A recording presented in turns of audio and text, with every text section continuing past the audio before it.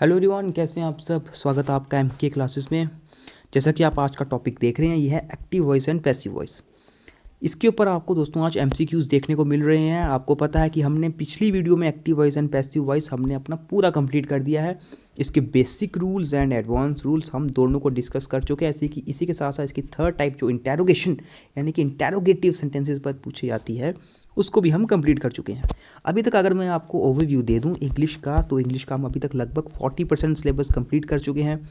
जिसमें हम बात करें, सबसे पहले हमने आर्टिकल्स कंप्लीट किया, उसके बाद प्रेपोजिशंस कंप्लीट किया, फिर टेंसेस कंप्लीट किया। अभी हमारे एक्टिव वॉइस पैसिव वॉइस भी कंप्लीट हो चुके हैं। इसके बाद हम कंप्लीट करेंगे नरेशंस, और लास्ट में जो काफ़ी लोगों ने डिमांड करी थी कि क्लॉजेस भी पढ़ाओ, तो क्लॉजेस भी हम कंप्लीट करेंगे। इस सब के बाद दोस्तों आपका इसका इंग्लिश का लगभग 50% सिलेबस कंप्लीट हो जाएगा। और ये सिलेबस होने के बाद हम सोच रहे हैं कि हम आपके लिए अपने टेलीग्राम चैनल पर एमसीक्यूज़ कंडक्ट करवाएं इन सभी टॉपिक्स के लिए, ताकि आपकी जो ये मेन टॉपिक्स हैं इंग्लिश के, इन पर आपको कोई भी कन्फ्यूज़न ना रहे और आपके ये टॉपिक बिल्कुल पक्के हो जाएं। अभी जो आपको यूट्यूब पर एमसीक्यूज़ मिल रहे हैं, आप इसको भी पढ़िए।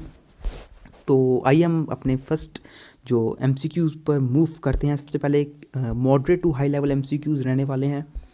तो जिन लोगों ने एक्टिव वॉइस पैसिव वॉइस के रूल्स नहीं पढ़े हैं, उनका आज की वीडियो देखने का कोई फ़ायदा नहीं होगा, क्योंकि एडवांस रूल्स पर भी आपको क्वेश्चंस देखने को मिलेंगे। तो छोटी छोटी बातों पर भी आपकी गलती होगी इसमें, बिल्कुल छोटी छोटी बातों पर भी गलती होगी जो आपको पता नहीं होगी। तो आइए हम वीडियो की तरफ मूव करते हैं। Moderate to high level question, choose the correct answer. और ये रहा आपके सामने फर्स्ट क्वेश्चन। देखिए क्वेश्चन क्या लिखा है कि we had to scrap all the rules to accommodate a particular person. देखिए दोस्तों, क्वेश्चन में आपको क्या करना पड़ता है, मैं आपको थोड़ा सा आइडिया देता हूँ कि सबसे पहले आपको क्या करना होता है। सबसे पहले आपको देखना होता है कि जो आपको टेंस दिया है, क्या वह एक्टिव है कि पैसिव है। सबसे पहले आप देखोगे कि वह टेंस एक्टिव है कि पैसिव है, यानी कि आपको एक्टिव से पैसिव करना है या पैसिव से एक्टिव करना है। दूसरी चीज़ आपको चेक करनी है द फॉर्मेशन ऑफ टेंस, कि टेंस कौन सी फॉर्म का है। ओके, टेंस कौन सी फॉर्म का है, क्योंकि जिस भी टाइप का टेंस होगा, present perfect, present simple, present continuous या पास्ट का कोई टेंस हो, तो उसी का रूल ही पास्ट में, उसी का रूल ही पैसिव में यूज़ होगा। एक्टिव का रूल पैसिव टू, पैसिव का रूल इन पैसिव। तो सिर्फ और सिर्फ रूल्स की कहानी होती है, और एक्टिव वॉइस पैसिव वॉइस में कुछ भी नहीं होता। जैसे कि फर्स्ट क्वेश्चन हमारे सामने, we had to scrap all the rules to accommodate a particular person. Had to यानी कि हेल्पिंग वर्ब के आगे डायरेक्ट वर्ब नहीं दी गई है, टू दिया गया है। हमने अपना पहला एडवांस रूल ही यही पढ़ा था कि मॉडल या हेल्पिंग वर्ब के आगे अगर टू यूज़ किया गया हो, तो हम उसको इन पैसिव वॉइस में कैसे कन्वर्ट करते हैं। हम सिर्फ हेल्पिंग वर्ब के आगे जो टू होता है, इसके आगे बी का इस्तेमाल कर देते हैं, तो सेंटेंस हमारा पैसिव बन जाता है। बाकी जैसे पैसिव का रूल चलता है, सबसे पहले आएगा ऑब्जेक्ट। और ऑब्जेक्ट क्या है यहाँ पर, ऑल द रूल्स। ऑब्जेक्ट की डिटर्मिनेशन भी दोस्तों बहुत ही बड़ी चीज़ होती है, कि ऑब्जेक्ट को डिटरमाइन करना आपको आना चाहिए। ऑल द रूल्स आ गया ऑब्जेक्ट, यानी कि सबसे पहले ऑल द रूल्स आएगा। ऑल द रूल्स आगे आती है हेल्पिंग वर्ब। देखिए ऑल द रूल्स आगे आएगी हेल्पिंग वर्ब। हेल्पिंग वर्ब कौन सी हमारी, हैड टू।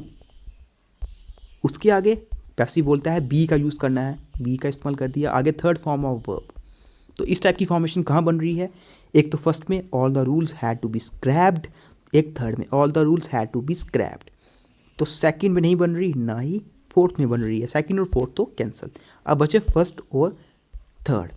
कई लोग all the rules had to be scrapped by us to accommodate a particular person, इसको टिक करके आ जाएंगे, पर ये गलत होगा। ये गलत होगा, मैं बताता हूँ क्यों।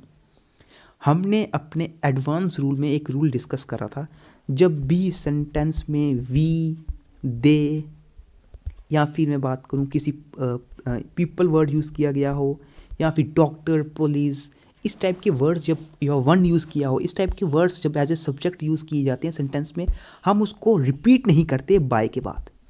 ये हमारा एडवांस रूल का था दोस्तों एक कंसेप्ट, आपको पता होगा जिन्होंने मेरी वीडियोस देखी होगी। तो अकॉर्डिंग टू डैट रूल बायस यहाँ पर नहीं आना चाहिए था, क्योंकि वी को फिर से रिपीट नहीं किया जा सकता इन ऑब्जेक्टिव वाइज। तो कौन सा ऑप्शन सही हो जाएगा, option C is the right answer. All the rules had to be scrapped to accommodate a particular person. Okay, तो देखा आपने कितनी छोटी सी गलती से भी मार्क्स कटने के चांसेस होते हैं। Have you ever felt the responsibility of looking after your parents. तो सेंटेंस क्या है दोस्तों? सेंटेंस आपको इंटेरोगेटिव में दिया गया है, लेकिन इंटेरोगेटिव की कौन से टेंस में फॉर्मेशन है? ये प्रेजेंट परफेक्ट में। Subject, helping verb as has या हैव, और थर्ड फॉर्म ऑफ वर्ब यानी कि प्रेजेंट परफेक्ट। और प्रेजेंट परफेक्ट के लिए इंटेरोगेटिव का रूल क्या बोलता है? सबसे पहले हेल्पिंग वर्ब हैज़ या हैव प्लस ऑब्जेक्ट प्लस आगे क्या यूज़ किया जाता है? थर्ड फॉर्म ऑफ वर्ब, और आगे been, been plus by plus object plus subject question mark. ये होती है प्रेजेंट परफेक्ट टेंस की इंटेरोगेटिव में पैसिव वॉइस की रूल। तो इस रूल के अनुसार क्या बन रहा है? सबसे पहले आपको हैज़ या हैव को यूज़ करना है, लेकिन ऑब्जेक्ट को देखते हुए। ऑब्जेक्ट क्या है यहाँ पर? कई लोग यूर पेरेंट्स ऑब्जेक्ट बोलेंगे, but it is not the object. Object है पेरेंट्स की देखभाल करने की रिस्पॉन्सिबिलिटी, यानी कि the responsibility of looking after your parents, the responsibility you है, ये यहाँ पे ऑब्जेक्ट है। ठीक है, तो रिस्पॉन्सिबिलिटी क्या होती है? एक सिंगुलर थिंग। तो रिस्पॉन्सिबिलिटी के लिए has as an helping verb, as a helping verb use किया जाएगा। Has the responsibility of looking after your parents ever, आगे बीन। ठीक है, बीन इस्तेमाल होता है। Been third form of verb felt by, subject क्या है? You. Option A is the right answer. Has the responsibility of looking after your parents ever been felt by you. Third question पे move करते हैं। Did all the candidates complete the paper on time? क्या सभी candidates ने paper time पर किया? Okay, तो subject sentence की फॉर्मेशन देखिए, कौन सा टेंस है? पास्ट सिंपल टेंस, क्योंकि डिड का इस्तेमाल हुआ है। और इंटेरोगेटिव में सेंटेंस है, तो क्या बोलता है पास्ट सिंपल का इंटेरोगेटिव में सेंटेंस की आप यूज़ करोगे सेंटेंस में वॉज या were as an helping verb, किसको देखते हुए? ऑब्जेक्ट को देखते हुए, आगे third form of verb plus by plus subject, ये है इसकी फॉर्मेशन। तो कौन सा ऐसी फॉर्मेशन में बनेगा? पहले तो ऑब्जेक्ट पहचानिए। ऑब्जेक्ट क्या है यहाँ पर? The paper is the object, all the candidates है सब्जेक्ट, आगे वर्ब और पेपर क्या आ गया? ऑब्जेक्ट। सेंटेंस एक्टिव वॉइस में है। पैसिव वॉइस में कैसे बदलेंगे हम इसको? ऑब्जेक्ट द पेपर को देखते हुए हम वॉज या वर्ब की फॉर्मेशन, वॉज या वर्ब की हेल्पिंग वर्ब यूज़ करेंगे। द पेपर है सिंगुलर, तो was the paper. Okay, was the paper, was the paper first में भी है, वॉज द पेपर डी में भी है, ए में भी है और डी में भी है, लेकिन आगे आगे बोलता है third form of V3, was the paper completed. Okay, completed by, आगे सब्जेक्ट आएगा all the candidates on time, जैसे कि लगा हुआ था वैसे ही। तो was the paper completed by all the candidates on time, option D is the right answer. Next question आपके सामने। N electric fault could have caused the fire.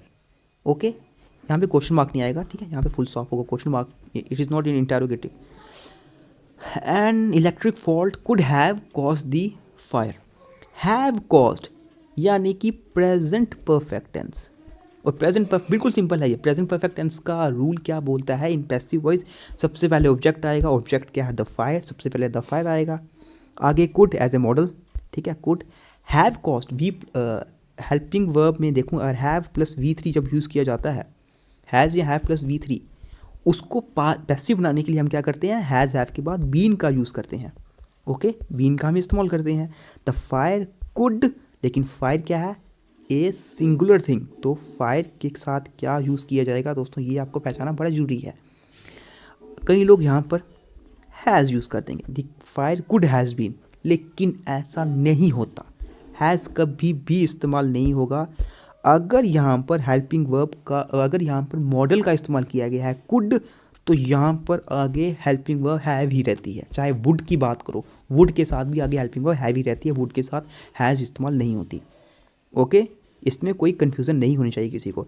The fire could have, आगे बस बीन का इस्तेमाल होगा, could have been caused by an electric fault, तो option D is the right answer. Okay, option D is the right answer, किसी को कोई confusion नहीं होनी चाहिए इसमें। क्वेश्चन नंबर 5 पे मूव करते हैं। The people should send their complaints to the head office. लोगों को अपनी कंप्लेंट हेड ऑफिस में भेजनी चाहिए। सबसे पहले बात सेंटेंस किस में है? Should send their complaint to the head office. अब आपको यहाँ पे कंफ्यूजन क्या पड़ेगी? आपको सबसे पहले ऑब्जेक्ट फाइंड करने में मुश्किल होगी। यहाँ पर to the head office is not the object. Object क्या है? वो है कंप्लेंट, ठीक है। कंप्लेंट इज दी ऑब्जेक्ट, तो सबसे पहले ऑब्जेक्ट आएगा दी कंप्लेंट तो आएगा ही आएगा। आगे क्या इस्तेमाल किया गया है, शुड, ठीक है, शुड का इस्तेमाल हुआ है, यानी कि सेंटेंस किस में है, सेंटेंस इज इन पास्ट, ठीक है, सेंटेंस पास्ट में होगा क्योंकि शुड का इस्तेमाल किया गया, कहीं ना कहीं ये बता रहा है, किसी बीती बात के बारे में ये बता रहा है। By the rule of advance in the passive voice and active voice जो हमने पढ़ा था, हमने पता है कि मॉडल के बाद हम अगर बी का इस्तेमाल करते हैं तो वह पैसिव बन जाता है, ये पैसिव बन जाता है, तो द कंप्लेंट शुड वैसे ही रहेगा। बी आगे third form of verb sent to the head office, क्या आगे बाय पीपल आएगा, क्या आगे बाय पीपल आएगा, बाय पीपल नहीं आएगा, क्योंकि जो हमने फर्स्ट रूल में ही डिस्कस करा, पीपल के लिए people is also one of the subjects जिनको रिपीट नहीं किया जाता, तो option A is the right answer. The complaint should be sent to the head office. Okay, बिल्कुल सिंपल सा क्वेश्चन था। क्वेश्चन नंबर 6 भी बिल्कुल सिंपल है। Who built the Shankaracharya temple, who built the Shankaracharya temple. जो क्वेश्चन इंटेरोगेटिव में जो पूछा जा रहा है ये पास्ट सिंपल में है।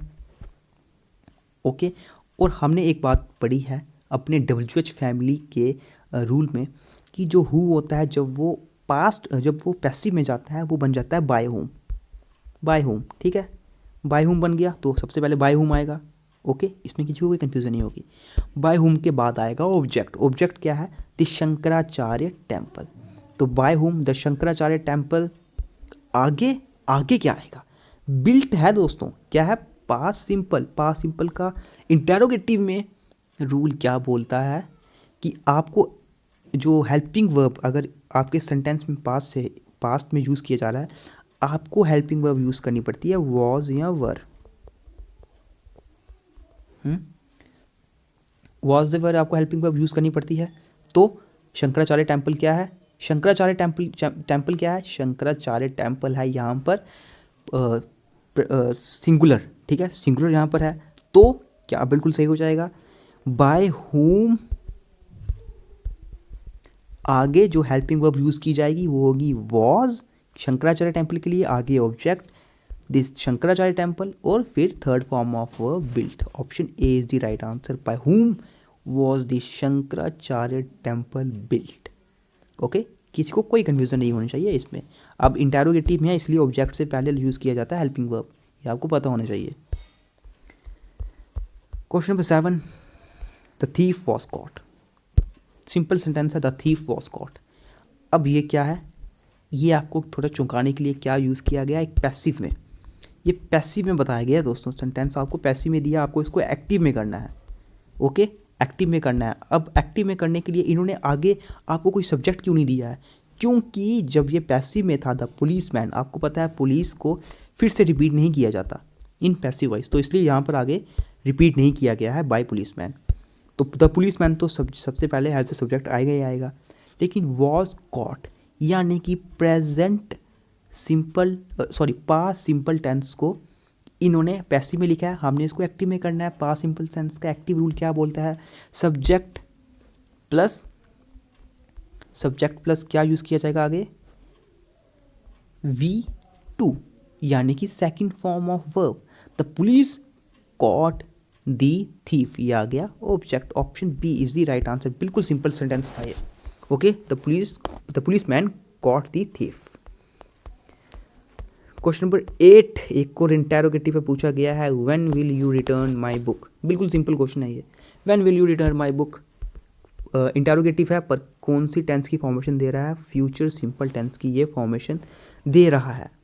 ओके, और सेंटेंस किस में है, when will you return my book, यानी कि एक्टिव वॉइस में है। पैसिव वॉइस में कैसे क्या बोलता है रूल, इसका रूल बोलता है कि एक तो व्हेन जो आपका यूज हुआ WH फैमिली वो तो वैसी रहेगी, आपको सिर्फ will you return my book को पैसिव में कन्वर्ट करना है। Will you return my book कैसे बनेगा ये, बस आपको विल या शैल के लिए बी इस्तेमाल कर देते हो तो आपका वो सेंटेंस जो है वो पैसिव बन जाता है। ऑब्जेक्ट क्या है, माई बुक, क्या यूज़ किया जाएगा, will. Okay, when will my book, और आगे क्या इस्तेमाल किया जाएगा, be plus third form of verb returned. तो when will my book be return कौन से ऑप्शन में है? ऑप्शन है डी में। When will my book be return is the right answer, option D is the right answer. Question number 9 आपके सामने, they are looking after the child jointly. Okay, यानी कि ये वह इकट्ठे मिलकर जो है वो जो बच्चे की देखभाल कर रहे हैं। तो बिल्कुल सिंपल सेंटेंस है, बिल्कुल सिंपल सेंटेंस है। आपको पता है यहाँ पर अगर मैं ऑब्जेक्ट की बात करूँ, ऑब्जेक्ट क्या है? The child.